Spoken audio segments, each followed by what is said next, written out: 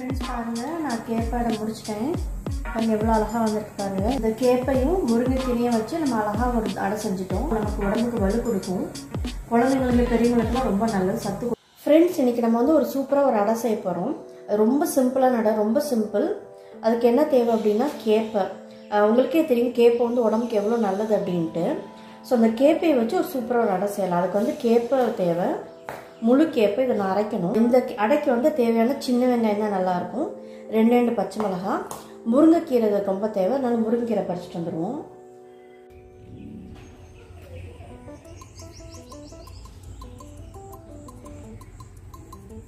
Friends, நம்ம கொஞ்சம் முருங்கைக்கீரை பறிச்சுக்கலாம் அந்த அடை செய்கிறதுக்கு.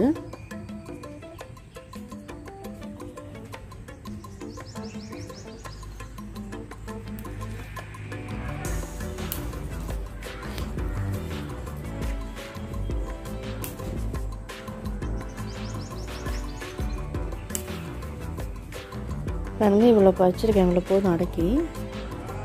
இன்னும் வேணுனாலும் பறிச்சுக்கலாம். கொஞ்சம் கொழுந்து இலையாக போட்டோம்னாலும் நல்லாயிருக்கும். ஸோ இவ்வளோ போட்டிருக்கேன். வாங்க நீ எப்படி அடை செய்கிறதுன்னு பார்க்கலாம். முருங்கைக்கீரையை பாருங்க, இன்னும் நிறைய இருக்குது. இவ்வளோ பறிச்சிருக்கேன், போதும். ஃப்ரெண்ட்ஸ் பாருங்கள், முருங்கைக்கீரை பறிச்சிட்டு வந்தோம். இவ்வளோ போதும் முருங்கைக்கீரை. இவ்வளோ அந்த ஒரு கிளாஸுக்கு இந்த ஒரு இது போதும், இவ்வளோ இது போதும். ஸோ இப்போ அதெல்லாம் நம்ம ரெடி பண்ணிவிட்டு நான் அதெல்லாம் அரைஞ்சிட்டு சாப்பரில் போட்டு அரைக்க போகிறேன். இந்த இதையும் சேர்த்து நான் சாப்பரில் போட்டு அரைச்சேன்னு சொல்லி ரெண்டும் நல்லா மிக்ஸ் ஆகிடும், தனித்தனியாக பிரியாமல் இருக்கும். முருங்கைக்கீரையை நம்ம ஆஞ்சிடுவோம், கேப்பையும் நம்ம அரைச்சிட்டு வந்துடுறேன். ஃப்ரெண்ட்ஸ் பாருங்கள், நான் முருங்கைக்கீரை ஆஞ்சி கழுவி வச்சுட்டேன். அது மாதிரி கேப்பையை வந்து நல்லா அரைச்சிட்டேன். கேப்பை மாவு கடையில் வாங்கலாம், ஆனால் நம்ம வந்து இந்த அளவுக்கு ஃப்ரெஷ்ஷாக இருக்காது நமக்கு. முழு கேப்பை வாங்கி நம்ம மிக்சியில் அரைச்சிட்டோம்னா சூப்பராக அரைஞ்சிடும். இதுக்கு திரிக்கணும்னு அவசியம் இல்லை, இப்போ மிஷினில் திரிக்கணும்னு அவசியம் இல்லை.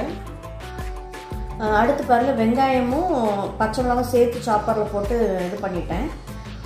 இந்த டிஷ் வந்து ரொம்ப சிம்பிள், குயிக்காக முடிஞ்சிடும், ரொம்ப டேஸ்டியாகவும் இருக்கும். இப்போ வாங்க இது எல்லாத்தையும் மிக்ஸ் பண்ணி உப்பு போட்டு தோசைக்கல்லை வச்சு எடுக்க வேண்டியதுதான், ரொம்ப ஈஸி. இது எல்லாத்தையும் மிக்ஸ் பண்ணிக்கலாம் ஒரு பவுலில். ஃப்ரெண்ட்ஸ் பாருங்கள், ஒரு மிக்சிங் பவுல் எடுத்துட்டேன். இதில் நம்ம அரைச்ச கேப்பையை போட்டுப்போம்.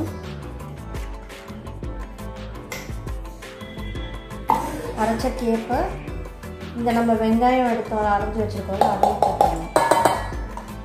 இதுக்கு சின்ன வெங்காயம் தான் யூஸ் பண்ணணும். சின்ன வெங்காயம் தான் உடம்புக்கு நல்லது, பெரிய வெங்காயம் போடக்கூடாது, அந்தளவுக்கு ருசியாக இருக்காது. அடுத்து வந்து இந்த முருங்கைக்கீரை அதையும் போட்டுற வேண்டியதான்.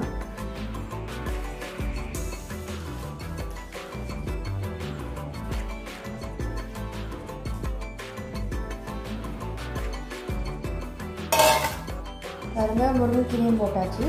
இனி இந்த மாவுக்கு தேவையான உப்பை போட்டு பிணைஞ்சி நம்ம அடைச்சுட வேண்டியதான். ஃப்ரெண்ட்ஸ் பாருங்கள், இவ்வளோ உப்பு தேவை, நான் இவ்வளோ உப்பு போட்டுறேன்.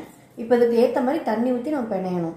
ஃப்ரெண்ட்ஸ் பாருங்கள், தண்ணி இவ்வளோ எடுத்துட்டேன். ஃபஸ்ட்டு கொஞ்சம் நல்லா மிக்ஸ் பண்ணிக்கலாம், அப்போ தான் நமக்கு தண்ணி எவ்வளோ அளவு ஊற்றணும்னு தெரியும்.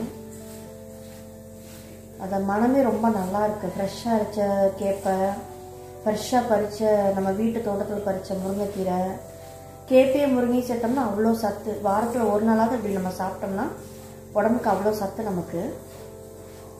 பாருங்க, இப்போ மிக்ஸ் பண்ணிட்டேன். தண்ணி ஊற்றிடலாம். இது வந்து தண்ணி பதம் வரக்கூடாது, கெட்டி பதம் மாவு பதத்தில் இருக்கணும். அப்போ தான் நம்ம அடை போடுறதுக்கு ஈஸியாக இருக்கும். ஃப்ரெண்ட்ஸ் பாருங்கள், இந்த அளவுக்கு இருக்கணும் பதம். இது நம்ம வந்து தண்ணி பதம் எனக்கு சொல்ல தெரியல, இது கண்ணளவு தான் எனக்கு. இங்கே பாருங்கள், இப்படி கையில் எடுத்து இப்படி உருண்டை பிடிக்கணும். இந்த அளவுக்கு பிடிக்க வரணும். இந்த அளவுக்கு கெட்டியாக இருக்கணும், ரொம்ப தண்ணியாக இருக்கக்கூடாது, ரொம்ப கெட்டியாக இருக்கக்கூடாது. இந்த அளவுக்கு இருந்தால் தான் நமக்கு அந்த அடை போட்டு எடுத்தால் நமக்கு சாஃப்டான அடை கிடைக்கும் நமக்கு. இனி நம்ம அடை வந்து தோசைகள் எப்படி போடுறதுன்னு பார்க்கலாம். ஃப்ரெண்ட்ஸ் பாருங்கள், நம்ம லைட்டாக இப்படி எண்ணெயை போட்டு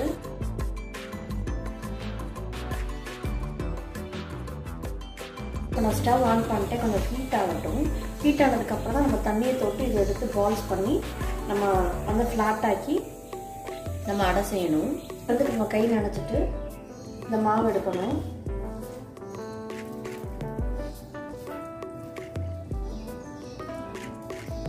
இப்படி நல்லா உருட்டிட்டு இந்த மாதிரி நல்லா பால்ஸ் மாதிரி உருட்டிட்டு இதை அப்படியே போட்டுட்டு தண்ணியை தொட்டு தொட்டு நம்ம வந்து ஸ்ப்ரெட் பண்ண முடியும்.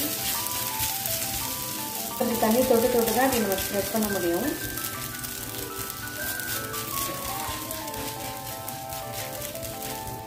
இது ஃபஸ்ட்டு ஒரு பக்கம் வேகட்டும். நம்ம லைட்டாக கொஞ்சோண்டு எண்ணெய் போட்டுக்கலாம். இது வந்து நல்லெண்ணெய்.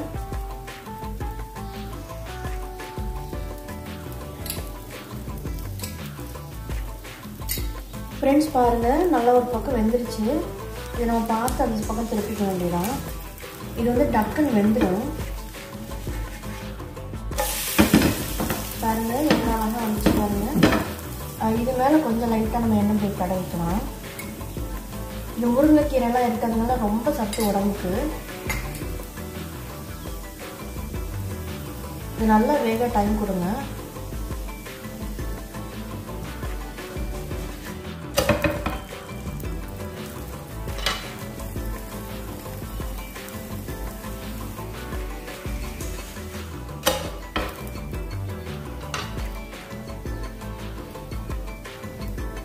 ரெண்டு பக்கமும் நம்ம மாற்றி மாற்றி நம்ம கொஞ்சம் வேக வைக்கணும்.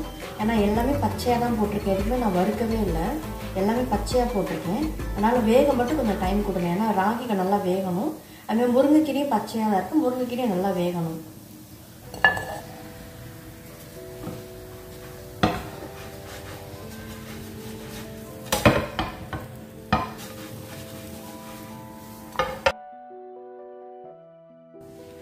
ஃப்ரெண்ட்ஸ் பாருங்கள், சூப்பராக அடை ரெடி ஆயிடுச்சு. ரொம்ப டேஸ்டியாக இருக்கும். இது ரொம்ப ஹெல்தி வேறு. இது கண்டிப்பாக ட்ரை பண்ணி பாருங்கள். ஃப்ரெண்ட்ஸ் பாருங்கள், நான் கேப்பை அடை முடிச்சிட்டேன். இந்த கேப்பையும் முருங்கைக்கீரையும் வச்சு நம்ம அழகாக ஒரு அடை செஞ்சுட்டோம். இந்த அடைக்கு வந்து நம்ம சட்னி சாம்பார் எதுனாலும் நம்ம ஏற்றுக்கலாம், இல்லை வெறும் அடை கூட சாப்பிட்டுக்கலாம்.